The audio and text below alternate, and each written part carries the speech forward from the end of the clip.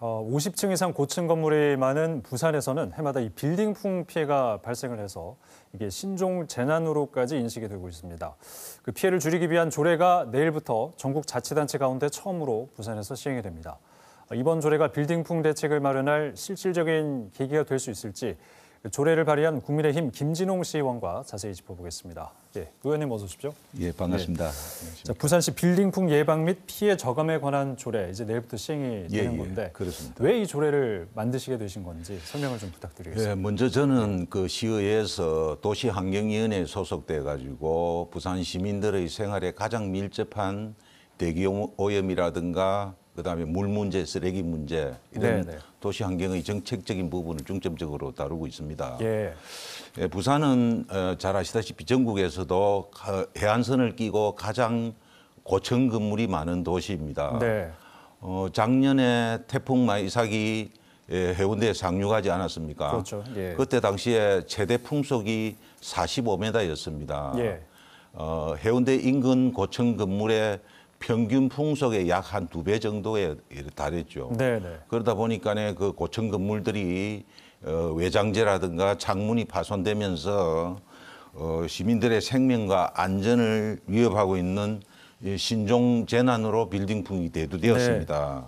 이렇게 빌딩풍이 다행히 올해는 발생하지 않았지만도 매년 이런 빌딩풍들이 발생한다라고 이래 볼 때 그동안 이 법적, 제도적 이런 장치들이 마련되어 있지 않아서 특히 부산시는 이 빌딩풍에 대한 신종 재난에 대응의 무방비 상태였습니다. 그 부분을 이제 보완하기 위해서 조례를 발의하신 그래서 고층 건물이 계속 증가하고 이렇게 하는데 어쨌든 시민들의 생명과 안전을 보호해야 되겠다.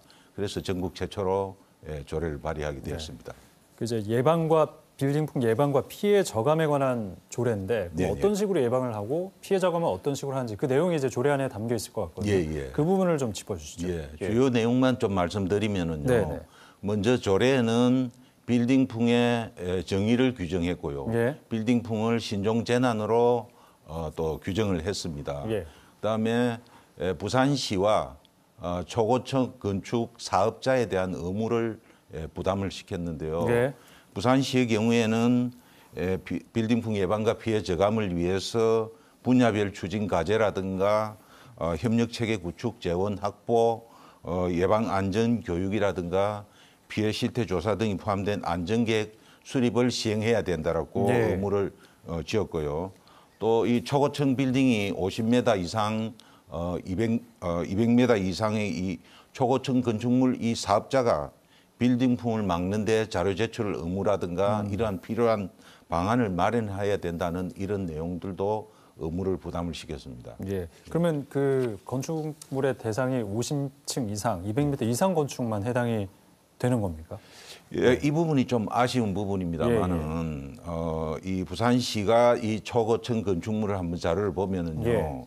38곳이 있고 그보다 한층 이래 낮은 이 49개 49층의 이 고층 건축물도 21곳으로 좀 많은 편입니다.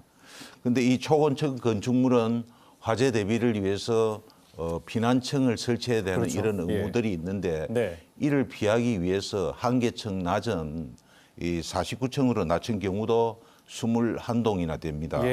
앵커님께서 잘 지적해 주셨는데요. 이런 부분이 규제 사각지대가 발생할 수 있는 우려가 있다라고 생각합니다. 그러면 이제 적용 대상에 포함이 안 되는 거 아니겠습니까? 21곳은. 그러면 그 부분에 대해서 거기라고 또 빌딩풍이 발생하지 말라는 법은 또 없을 거고요. 어떤 일이 벌어질지 모르는 상황이고 또 새로운 건물을 지을 때도 이 규제를 좀 피하기 위해서 49층으로 한정지어서 짓는다거나 피해 갈 수 있는 그런 부분이 있을 것 같은데 이건 좀 문제점으로 볼 수 있을 것 같습니다. 맞습니다. 사실상 당초에 제가 이 발의를 할 때는요. 40층 이상의 고층 건축물, 고층 건축물은 30층부터입니다. 그래서 이 40층 이상의 고층 건축물에 대해서 좀 더 폭넓게 이 대상에 포함을 시키려고 이래 했습니다만 부산시가 이걸 전국에서 처음 시행을 하다 보니까 예산 확보라든가 그다음에 빌딩풍으로 인한 재난 관리 이런 것에 대한 경험이 없다 보니까 좀 난색을 표명해서 일단 조금 완화를 했습니다. 예. 완화를 했고 이 빌딩풍 예방 및 피해 저감 조례가 전국 최초로 시행되다 보니까 관리 체계상 다소 처음에는 부산시가 좀 위협한 부분이 있겠습니다만은 네네. 어쨌든 이 초고층 건축물에 비해서 이 고층 건축물이 상대적으로 좀 많습니다. 그렇다 보니까 우선적으로 초고층 건축물을 대상으로 하고 예. 여기에 대해서 경험이 좀 축적이 된다라고 하면은 사후에 이 40층까지도 이렇게 할 수 있도록 이 관리라든가 운영 체계를 제대로 마련해 가지고 확대하도록 이렇게 해야 되지 않겠느냐 생각합니다. 부산시와 논의 과정에서 그런 부분이 조금 이제 완화가 된 부분이 예, 굉장히 있다는 좀 말씀이신 부담을 거군요. 많이 느낀 것 같습니다. 예. 예. 그리고 또 아쉬운 점이 빌딩풍 예방 안전위원회 설치 조항 이게 또 빠졌다고요. 예, 이 부분이 왜 아쉬운 겁니까? 예, 그럼? 이 부분도 마찬가지입니다만은 사실상 이 빌딩풍을 예방하거나 이 저감을 하는 이 조례 안에는 전문가들이 참여를 해야 됩니다. 예, 당연한 얘기죠. 공무원들만으로서 이렇게 하는 것은 여러 가지 지금 현재 경험이라든가 이런 게 없기 때문에 예. 이 전문가들이 직접 참여해서 안전위원회를 설치를 해서 좀 더 심도 있는 이 계획과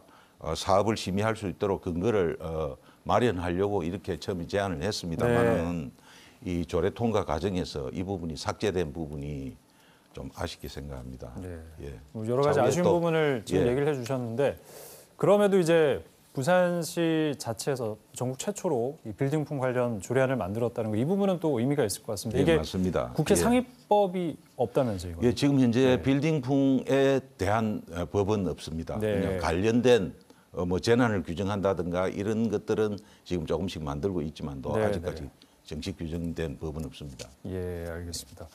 앞으로 빌딩풍이 얼마나 어떤 규모로 발생할지 참 미지수긴 한데 이 피해 예방을 위해서 어떤 부분을 좀 더 보완할 필요가 있다고 생각하시는지 말씀해 주시고 마치겠습니다. 예, 현재 이 조례에는 초고층 건축물만을 대상으로 하고 있습니다. 예. 그렇지만도 빌딩풍이라는 것이 초고층물에만 발생되는 게 아니지 않습니까? 네네. 그렇다 보니까 좀 전에 제가 말씀드린 대로 이 대상 범위를 이 40층 이상의 이 고층 건축물까지 좀 확대해야지만이 시민의 생명과 재산을 좀 더 폭넓게 지킬 수 있지 않느냐. 네네. 그렇게 거기에 대해서 보완을 하고 이를 계속 노력하도록 하겠습니다. 알겠습니다. 이게 어떻게 보면 부산이 겪는 그런 특이한 또 신종 재난일 수 있기 맞습니다. 때문에 예. 국회라든지 중앙정부가 미처 돌보지 못하는 부분을 지방의회에서 이렇게 빨리 신속하게 좀 처리를 하는 부분 이건 좀 바람직한 모습인 것 같습니다. 예, 감사합니다. 예, 오늘 말씀 예. 잘 들었습니다. 고맙습니다. 예, 감사합니다.